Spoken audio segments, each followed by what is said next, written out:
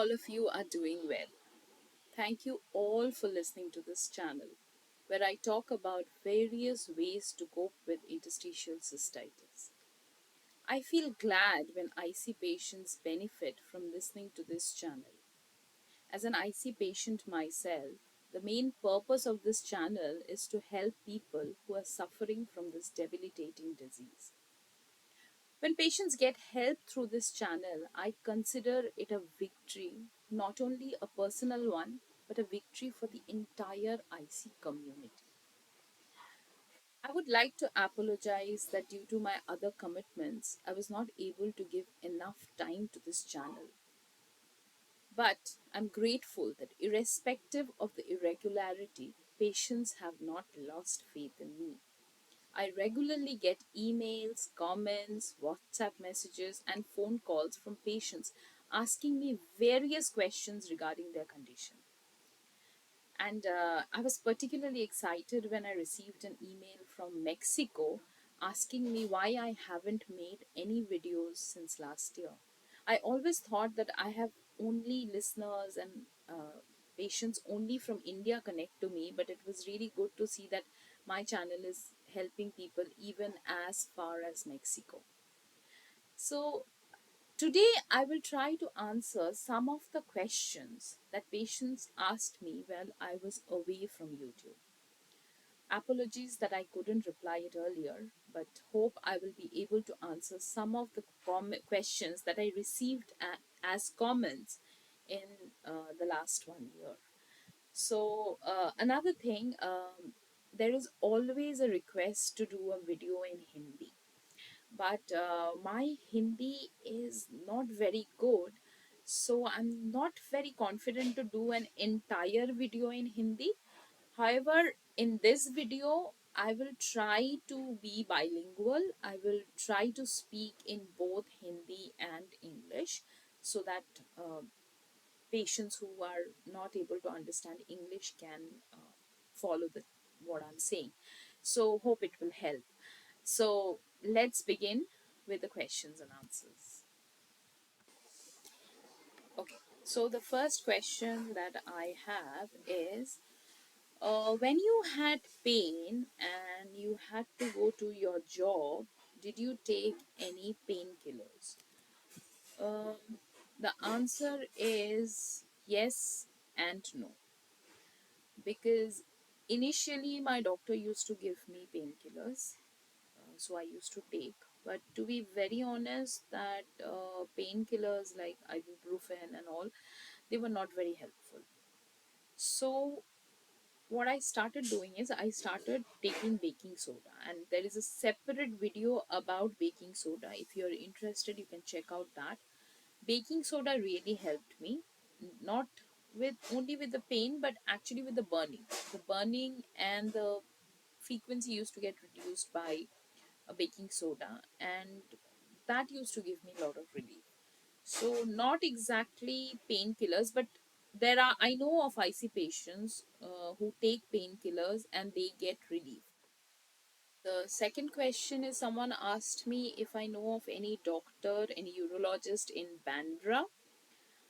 uh, I don't really know of any doctor in particular in Bandra, but I'm sure you can go to any urologist. Like there are good hospitals in your area, Leelavati and others. You can go there and you can consult with a urologist. We have a list of doctors on our website in Bombay, Delhi, Ahmedabad, other cities uh, who treat IC patients. So if you wish, you can check our website and get in touch.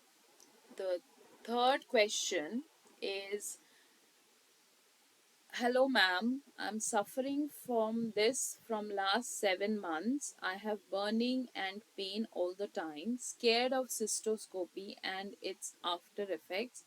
But doctor is saying it's important. Then only she can start treatment. What should I do? Please tell. Are you taking cystopen as well? Okay, so the protocol for IC treatment is that they usually start with cystoscopy. Even though it is not always a confirmatory test, but most doctors would prefer a cystoscopy. So if you are really hesitant, then you can ask, you can avoid, but uh, I think most doctors would insist. And there is nothing to be scared of cystoscopy. It's a procedure. So there we again in our YouTube channel, you can check out the video on cystoscopy. So there is nothing to scared of, be scared of. Most IC patients, they have to do a cystoscopy. So yeah, you can do that, and ideally your doctor will do cystoscopy with hydrodistension. And the next question is, am I still on cystopen? At the moment I'm not, but I used to be on pentosan sulfate, but at the moment I'm not taking. The fourth question that I have is a long one.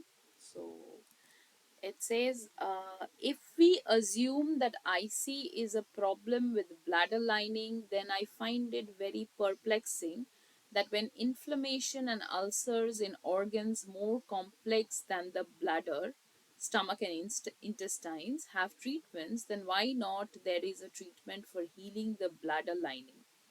All the spicy irritating foods that a person eats gets into stomach in its original form, whereas the bladder gets the acidic part in urine.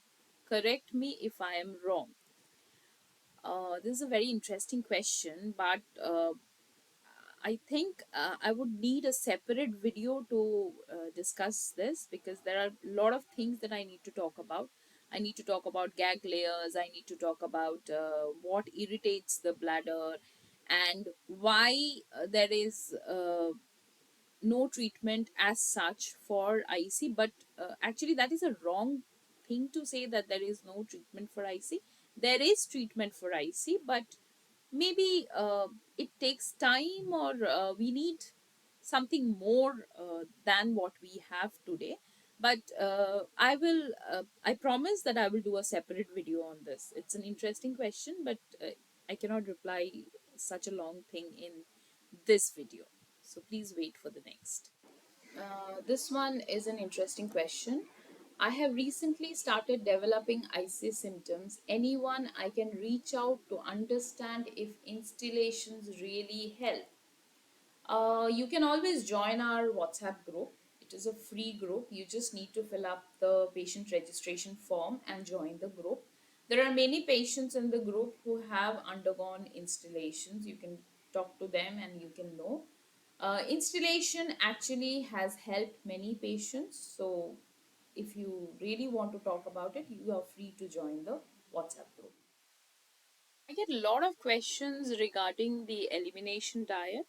So here are a few questions that I got regarding elimination diet that I'm talking about here.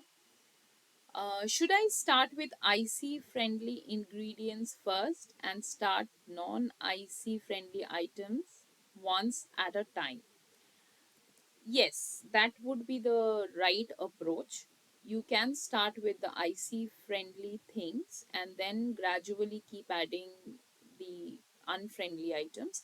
But to start with elimination diet, you need to find your trigger, and that is little, it takes little time to find your triggers. So, again, you can watch our video on elimination diet that is there in the channel, or else again you can join our group and you can ask other patients who are. The third question on this elimination diet is, after avoiding all these foods, are you able to add this again into your diet after eliminating it for certain period? Yes, initially, when you begin the elimination diet, you eliminate a lot of things, but gradually, as you start identifying your triggers, you only eliminate the trigger items and you keep the rest. You start adding back the rest. So, if a particular object is a food item is not flaring you, you can tolerate it, then there is absolutely no reason to keep it out of your diet. So I know of many patients who can even tolerate lemon after a time, or like lemon may not be a trigger. So that is the reason you have to go through the process of elimination diet in the beginning, only to identify the objects that is triggering, and after that you can add back the rest. This again I would like to explain in Hindi कि आपको elimination diet में ये देखना है कि कौन सा खाना आपके शरीर को सूट नहीं हो रहा है। अगर आपको कोई खाने खाने से प्रॉब्लम हो रही है, तकलीफ हो रही है, तो उसको आप अपनी डाइट से बाहर रखो। अगर वो खाना खाने के बाद आपको कोई प्रॉब्लम नहीं हो रही है, फिर उसको आप ज़रूर खा सकते हैं, इसमें कोई तकलीफ मतलब कोई दिक्कत नहीं है। We Indians love our chai, our tea. So this question is about that. Can I take normal tea, 3% water and 1% milk? The thing is, you should avoid tea. If you are flaring, if you have really bad flares, you should avoid tea. 1%, 2%, 3% doesn't matter. You should avoid tea, coffee, any kind of carbonated beverages, so you should avoid. But yes, if your symptoms are better, if you are in remission, then you this is the last question, and this is a very frequently asked question. So it is, I have a question. Is this sexually transmitted disease? Please let me know. No. Interstitial cystitis is not a sexually transmitted disease. However, because the symptoms of interstitial cystitis are overlapping with many other diseases, it can at times mimic symptoms of other STDs. So, for that, you really need to go and check with your doctor if what you are having, if it is a sexually transmitted some other disease, or is it interstitial cystitis. Interstitial cystitis affects the bladder. It has got nothing to do. Okay, so we have come to the end of this session. There were other questions, probably I'll answer them later on.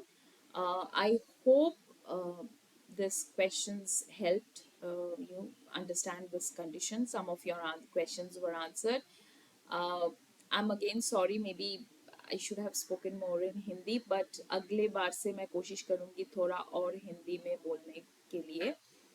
और ये हमारा एक free WhatsApp group है। अगर आप चाहें तो आप हम लोगों को ईमेल कर सकते हैं, करके ज्वाइन कर सकते हैं। उस ग्रुप से बहुत पेशेंट्स लोगों को मदद मिली है।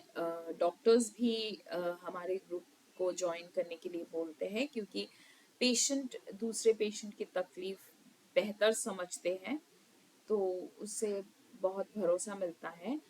और होप इस साल मैं कोशिश करूँगी थोड़ा और वीडियोस बनाने की। और कभी भी आपको कुछ है, आप मुझे ईमेल कर सकते हैं, यहाँ कमेंट पे बात कर सकते हैं। सो मैं कोशिश करती हूँ जितना मैं मदद कर पाऊँ। So till then, thank you. And if you are an IC patient, if you're suffering, if you need help, please follow our channel, subscribe to our channel, and just click the bell icon. Thank you very much. Thanks for watching. Thank you.